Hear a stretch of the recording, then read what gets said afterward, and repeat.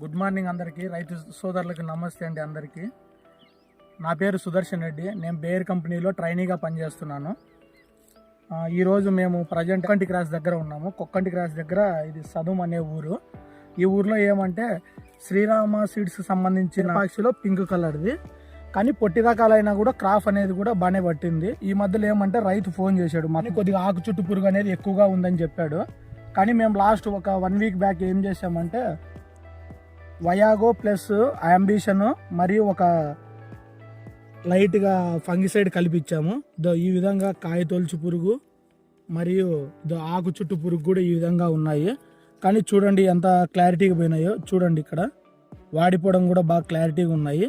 చెట్టు కూడా చాలా గ్రీన్నెస్గా వచ్చింది. ఇంకొకటి అంబిషన్ ప్లస్ వయాగో వాడడం వల్ల పూత నుండి కూడా మనకు కాయ అనేది బాగా సెట్ అయింది. చూడండి ఏ విధంగా కనిపిస్తున్నాయో. ఈ టైంలో కూడా రైతులు గమనించాల్సింది